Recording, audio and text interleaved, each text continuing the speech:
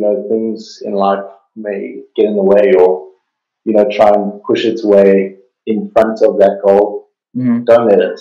If it's big enough to you and it means enough to you, don't let something get in the way.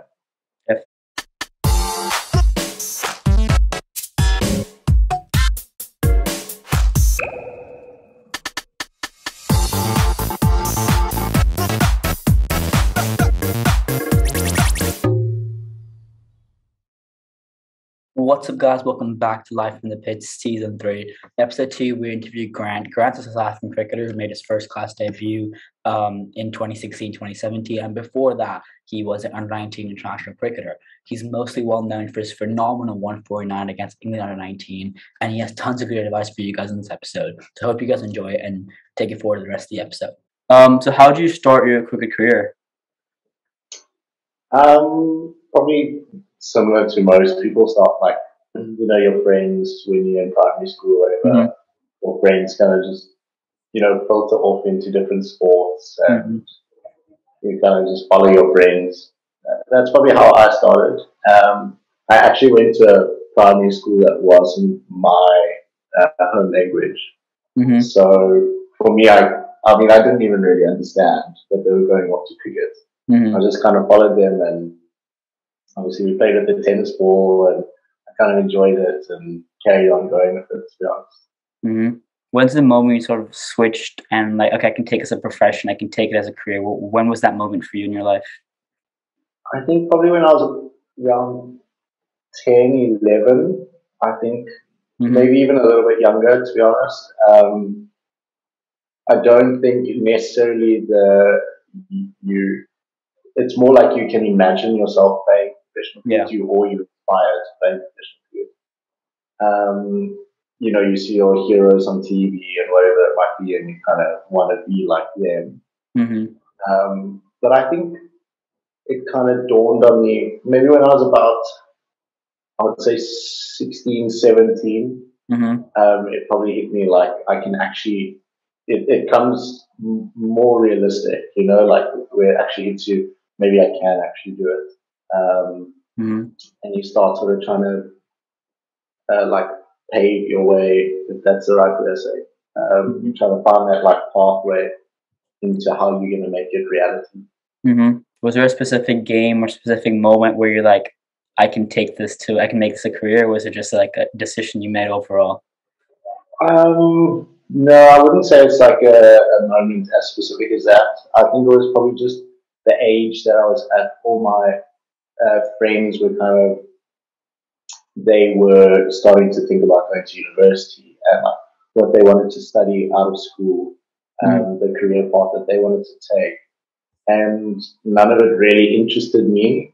And the only thing that really interested me was cricket. So for me, that was me taking, that's what I wanted to do for my life. I wanted to make a career out of cricket.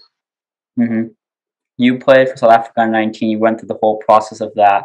How was it being sort of competing on the international stage, and what was the biggest takeaway you got from that experience? Probably the traveling, to be honest. Obviously, it's a very professional environment, and it's sort of your first taste of what it could be like to be a professional cricketer. Obviously, you get selected out of school cricket, so you go from a very how can I say, school and amateur environment, and you step into that sort of first taste of professional cricket. And then, like I say, the traveling was something that I will take away from it. Being out of the country, it wasn't my first time out of the country, but it was my first time out of the country without my parents, and in a team environment, and to play sport. So I think that was like a really big step in sort of the light switch was like, okay, this is actually, it's starting to happen now. The ball is starting to get rolling now. Like this is actually what I want to do with my life. You scored a 149, if I'm not mistaken, against England in those days. How was that innings? What sort of emotions did you have right after? You missed already 150 by one run, but How was that emotions? Jeez, it's quite a while ago now, and it's still a thing like in the back of my mind. I kind of wish I had got 100 or even pushed on and got a double 100, but yeah, it was awesome. Like, to do it for a country, and although it might have been under 19 cricket, I still look back and I still remember the sort of joy I had, and the sort of joy it might have brought us a small section of the country.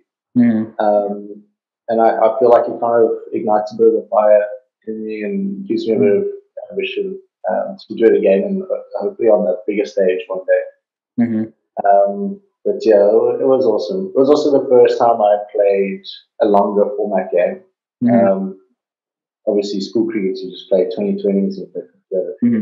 So for me, that was also quite cool. One of the first times I played a long format game, and I was able to perform. So I think it stood me in good stead as well. If I'm not mistaken, early on in your career, you were sort of classed as a red ball cricketer, a very red ball focused cricketer, and then now you've become a true all-rounder at the game. What sort of stuff did you switch in your batting or technique, or was there some mental switch to adapt to the new conditions or new formats? I get asked this question. Sorry, I get asked this question quite a lot, and for me, probably when I left school, my focus was red ball cricket because I kind of felt like that was where I was going to make a good name for myself, and that's kind of where my first opportunity also came. So a lot of people ask me like how it kind of ignited, how my white ball career kind of ignited. It wasn't really anything technical or even anything mental. I think it's just opportunity, to be dead honest. For quite a while, I only really played red ball cricket, so I just wasn't able to. I was always kind of carrying drinks or 12 man or whatever it might be in white ball cricket. So you never really get that good game time or that opportunity out in the middle.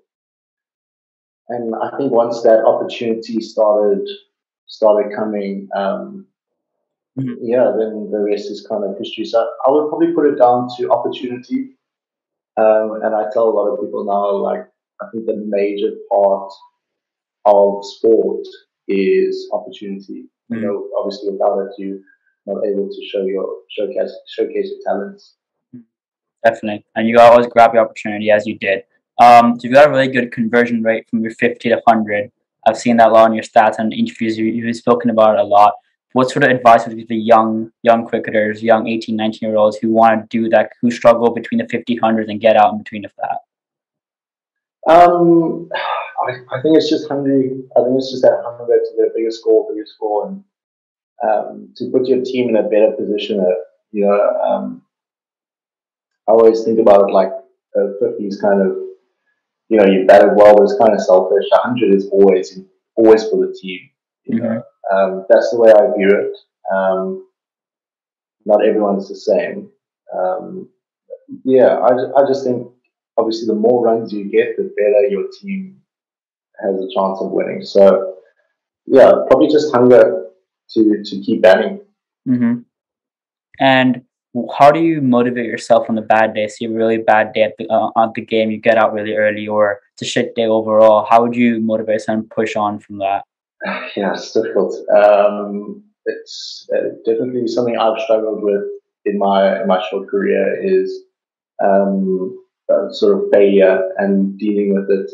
I've always been the type of person that when I fail, I like almost over-try to do well.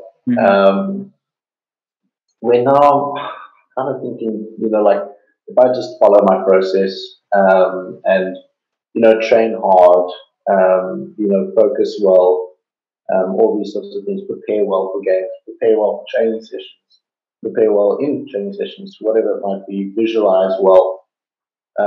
That's all part of my process, and I feel if I just follow my process religiously, day in and day out, it puts me in the best position to do well. I mean, you're not going to do well every game. it's cricket. You're gonna fail a lot more than what you succeed. So especially as an opening batsman, you are gonna get good balls. You're gonna get out. I think just the main thing is if you can be hard on yourself to follow your patterns and your processes religiously, and yeah, be stubborn with the way you play. Like if you back the way you play, then you're putting yourself on the front foot already. Mm-hmm. Speaking to, I can sense a bit of like solid confidence in your way you play and the way you speak as well. How did that? Was that a mentor that brought it up, or was it just within you? And how did you sort of get that to your cricket game? A bit of both. I've worked with a lot of mental coaches, and I'm actually working with one at the moment now. But yeah, I think it's also, I mean, you've got to back yourself as a sportsman. There's so many cricketers and so many sportsmen out there that, they're not going to look at you and back you. You need to back yourself. That's where it starts. If you doubt in your game or you doubt within yourself, even as a human being, you're probably going to fall short of the mark. So yeah, I think that's the main thing is you got to back your game. You got to back yourself. You got to be willing to play the way that you perform. So many coaches say, just do what you've done in order to get that got you that selection or that got you that call up. There's a reason that you got into the team or whatever it might be. So back yourself. Definitely. In today's world, many cricketers and athletes around the world struggle with mental health, and the pressure of playing our sport is very intense. What sort of advice would you give to young cricketers around the world who struggle with mental health and sort of struggle with the whole process of mental health in sports? Speak about it. I think that's the main thing. We've all been through it. It's not this foreign thing. And if you as an individual do feel it, you never have to feel alone with it. I do. My only opinion with it is select your people who you confide in. Your obviously your closest people. I mean, everyone knows who they can turn to, and you have to speak about it. I think as men, sometimes we a little bit proud, or we let our pride get in the way a little bit. And these are actually serious topics because to play at a high level for 10, 15, sometimes some guys even play for 20 years. These things they're gonna come up, and it doesn't just come up once or twice. It will keep on coming up throughout your career. So you need to almost adapt and find a way to get over them. And yeah, my advice is always speak about it, open up about it. Definitely. It's very true advice. I think if you just speak about it, it sort of gets the weight off your shoulders a bit, and you sort of relax into the situation as well. If you had to give one piece of advice to young openers, what would you say? You're gonna have to be crazy to do it. I think just follow your dream. I think that's the main one. If you can dream it and you can see it and you can visualize it, it can come true. It really can. So yeah, follow that dream. Don't give up and don't get sidetracked from it. Things in life may get in the way, or try and push its way in front of that goal. Don't let it. If it's big enough to you and it means enough to you, don't let something get in the way. Definitely. We'll do a quick rapid fire. Would you rather round now? Who's your funniest teammate you've played with? Cohen Mandru. Okay. What's your first memory on the field? First memory on the field? Playing with a tennis ball. Okay. At primary school, playing with my mates.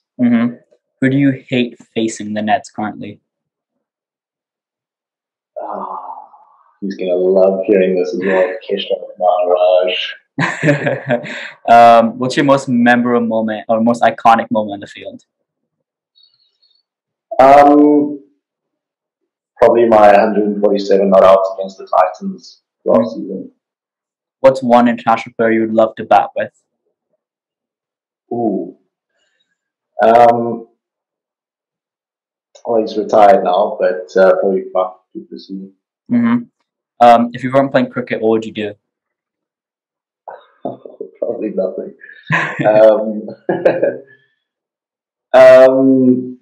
To be honest, I don't know. Probably I don't know, an accountant. I think that's a very good motto of backing yourself and not having a second option, but backing yourself fully 100%. Yeah. What's one thing that sport or cricket in general has taught you? Mutual respect. I think that's the biggest thing that sports has taught me, just to respect your peers and understand that everyone lives different lives. They may play in your team, or they may be your partner, or play against you, whatever it might be. But everyone has different lives and different beliefs, different views, and I think those things should always be respected above and beyond. Those are the would you rather questions now. Rather field in the infield or out at the boundary? On the boundary. Boundary. Okay. Be able to bat with the other hand or bowl with the other hand? Ooh, bowl with the other hand. Okay. Play T20 or test match cricket? Test match cricket. Okay. Test match cricket or play the 100? Test match cricket. Okay. Play on a pacey wicket or a much more turning wicket?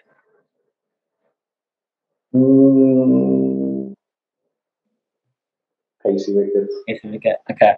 Bat for 2 days or score the quickest 100 in T20 cricket? Oh. Bat for 2 days. Bat for 2 days. Okay, perfect. That's all the questions I have. Thank you so much for being on Life in the Pitch Season 3. Is there anything you want to, if you have the entire camera, do you have anything you want to say to young cricketers, young athletes around the world? I think the biggest one for me is keep playing cricket.